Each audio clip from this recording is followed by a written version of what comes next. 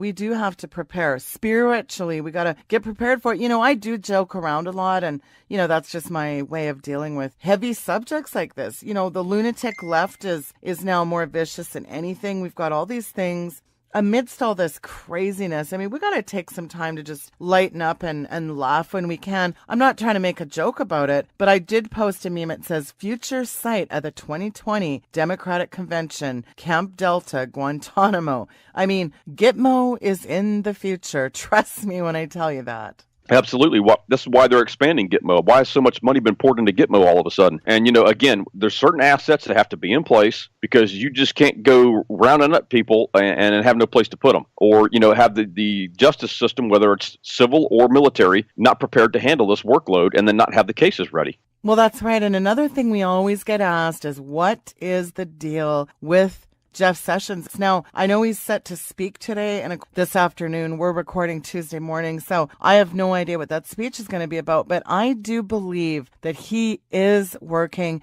in the background. And I get that people are getting very frustrated. What is Sessions doing? Sessions needs to do his job. Come on, Sessions, snap out of it. But I believe the timing has to be right. And we just cannot know what Trump and the Attorney General are really dealing with because there's so much corruption. This is a pretty deep swamp, folks. And I think they know exactly what they're doing. And strategically, it'll all come out at the right time. So, I kind of jokingly said, this is my meme. Jeff Sessions puts his glasses down. Hold on, I can't quite see you. Oh, yep, you're indicted too. I mean, Jeff Sessions, I think he's doing a lot of work in the background. And do you find it curious that President Trump again tweeted about his commitment to child trafficking, Mark? Absolutely. I mean, there's a reason why Jeff Sessions is called the silent executioner. Yeah. He's not going to tip his hand. He's not. He's just like President Trump. These guys are geniuses, man. And the people they have working for them at that level who are committed to the president and his agenda, or God's agenda, let's just say, put it that way, is that these guys are geniuses, man. They're working more than on an intellectual level. They're working more on a spiritual level, I believe, that God's showing them exactly what to do and how to do it, get justice served on them. And they don't walk away. That would be a heartbreak. I mean, you would talk about people rising up in the streets probably after some of that stuff. So that they've got to make sure that these people don't walk. So we just have to be patient. A lot of people were saying, well, it's going to be before the midterms. I said, well, if they did it before the midterms, they better do it quick because it would really upset the political process and would kind of make the president look like he's kind of a dictator, if you know what I mean, and trying to manipulate the elections. I don't think it's going to happen before then. I mean, they may make a couple arrests or something. I don't know. Again, I don't have the timing of this, so I can't give a date, people. So, I think it'll probably be maybe after the new year because that executive order he signed doesn't go into effect until then. His new Congress goes into effect after the new year, and he will have plenty of time between now and then to have judges in places. So, again, the timing on this I do not have, but we just need to be patient. We just need to be continually in prayer and warfare, and we do our part. God's going to do his, but we just have to be just hang in there. It's taken decades, I don't know, maybe even a century for us to get in the mess we're getting in. And we do have to have patience, Mark. You're right. But let's not overlook all the wins. I mean, there's so much winning, it's not even funny. I mean, speak of an awesome Monday yesterday. Stormy Daniels is ordered to pay Trump. Win. Cherokee Nation slams Hiawatha Warren. That's a win. Michael Moore admits that Trump outsmarted us all. It's looking bad for the Dems in the midterms. And I've got to play that clip here in a bit. That's a win. 60 Minutes, tanks. Trump steamrolled over that scripted, talking, bobble-headed minion for 60 Minutes. Now that is a Monday, my friend. Let's listen to this clip real quick here from one bloated carcass, Michael Moore. Let's take a listen, Mark. You'll appreciate this. The level of my optimism has gone down to quite a degree. Donald Trump outsmarted everybody. Sorry if that's a hard thing to hear, but he did. He outsmarted the smartest person ever to run for president. And if you say to me, well, no, don't, you're giving him too much credit. Yeah, well, here's what I'm giving him. He's in the White House, and we're not. Very difficult to recover once the Democrats lose in November. And if you don't think that can happen, you're probably one of those people that were absolutely sure Hillary was going to win. And there's a very good chance that they're going to continue to be in power. And you should wake up every day for the next, 60 days, and operate with the absolute belief that we're going to get our asses kicked. Yeah, absolutely. This is just more winning. And, the enemy may rise, but I'm just telling you, he's just going to get his head stomped every single time because this is not Donald Trump's agenda. This is God's agenda that's moving forward, and there's nothing that's going to stop it, period. And so these guys know. And here's the other thing I want to bring up too, Sheila. I warned, it may have even been on your show. I don't know. I can't remember. But I warned that this stuff was coming, these false flags, these terrorist attacks, these shootings, the fires, and even weather events. Look at the 2 hurricanes we have had in the last month. I've got friends up there in Panama City who took a direct hit. He's a Leo up there. And he even told me, he said, Mark, this thing created way more damage than any of us ever thought. Because the day before, 36 hours, this thing was like a Cat 1 and it went to a Cat 4, almost a Cat 5. So these guys really didn't have a lot of time to get out. There's a lot of damage up there that the mainstream media is not even reporting on. So, but he was telling me, he said,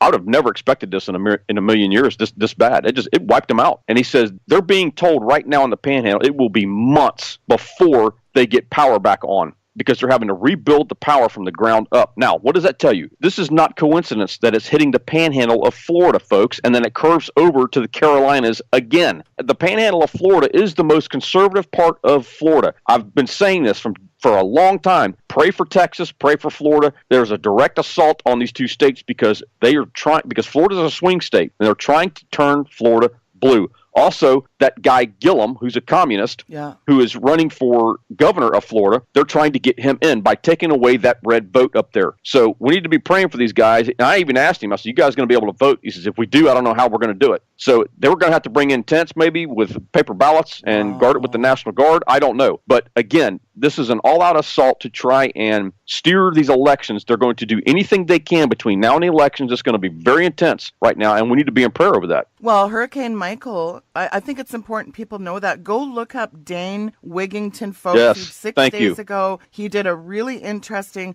Hurricane Michael breakdown, the microwave manipulation. It's geoengineeringwatch.org. That's geoengineeringwatch.org. I got to get him back on the show because, listen, you've got scalar waves, you've got other microwave radiation manipulation going on in the middle of the Bible Belt. Everything that's happening in the political realm, it's paralleling what is happening in the spiritual realm. Yes, and see, the other thing, too, is we don't normally get storms down that far in the Yucatan Peninsula and come due north. Bingo. They usually go across the Yuc, not due north a lot of times like that, at that intensity. Now, we've had them come due north, but not at that intensity and that fast. So you got to ask yourself, what is going on? And when I came out and said that whenever Irma and Harvey hit Texas, I said that man was generating these storms and they were steering them. And the Lord had showed me that. Man, I just got hammered. I got hammered for talking about this about Michael, that there was a reason it went to the Panhandle. And people were just mocking me and making fun of it. And it's like, look up Dane Wigington on geoengineeringwatch.org. He explains it all. And the Lord told me that basically under Irma and Harvey, that it was retaliation for backing out of the Paris Climate Agreement because it delegitimized the climate control, basically. It showed that they were in charge of this. And then you've got the Pope that comes out after Irma hits within 24 hours saying, see, we told you climate change was real. Exactly right. And that's what Leslie Stahl spent the first part of the 60 Minutes interview just hammering Trump on climate change. Oh, you think it's a hoax? You think it's Listen, climate changes. No one's denying that. It's called weather. And I say that in my book, Green Gospel. I expose all of this Gaia-loving eco-pagan death cult. It's all part and parcel of the United Nations global initiative. You know, he axed the Paris Climate Accord. He's come out against the United Nations. I mean, every single thing in the globalist arsenal, these demons are panicking. Why? Because everything right now, Mark, and it's all unraveling for these guys. You can just smell the desperation. Right. So everything that's going on in the political realm is paralleling what's going on in the spiritual realm. The exposures, they're panicking, and that's what you're seeing because the truth's starting to come out. People are starting to wake up. You've got non-Christians that are part of the Q patriotic movement that have the more of a spirit of Elijah on them than the church does. We're getting so much revelation on this right now, I can't even keep track of it. Something's about to happen, and I think it has a lot to do with the arrests, but something's about to happen, and especially on this archaeological find that I prophesied on, because on this archaeological find, there's a lot of stuff fixing to come out. So anything that the Pope is is involved in, you know, is going to be a scam to begin with. And that whole climate change thing, all it is a global tax to fund the New World Order. So when we backed out and delegitimized it, that was retaliation. So this is all the cabal's doing right now. There's this game going on where they're trying to control the elections. So they get their technology, whatever the case may be, and they're steering this thing into Florida like that. They're trying to manipulate the vote is what they're trying to do. And notice it curves over to the Carolinas, who are just trying to recover from one hurricane, probably just got some infrastructure back up, which tore it out again. Well, it goes back to that desperation. They are pulling out. They're pulling out all the stops, Mark. See, here again, they're pulling out. They have lost, Sheila. It's over. The game is over. So the only thing left for them to do is a scorched earth maneuver. That's all they can do. And if they cannot have it, they're going to burn it to the ground, which is what they're trying to do right now. So I want people to understand something. They're trying to create a civil war. And what we have to do, and I'm 100% Second Amendment. I'm 100% you defend your life and you defend your family, whatever you have to do. But there's things we can do to avoid that, like avoid the areas like in Portland, Oregon right now. There's a lot of stuff going on in Portland. There's going to be other places that this stuff's going to break out. We just have to be careful, Sheila, because Satan himself is laying a trap. It's a landmine. So people don't step on it. Whatever you do, it's a trap to lure us into a civil war right now, which we do not want, because this country would have a very hard time recovering from something like that. But this is a trap that's being laid by Satan himself. Just don't fall for it. The best way to stay safe is to avoid those areas. Now, I understand if you live in those areas, you work in those areas, you may have a harder time, but try not to fall into the trap. See, we got hammered on our last show, by the way, for mentioning that martial law may be something. We're not saying that thus saith the Lord, bring in martial law. We're saying because of all these demons that are manifesting, right, you know, there may be a chance that Trump will have to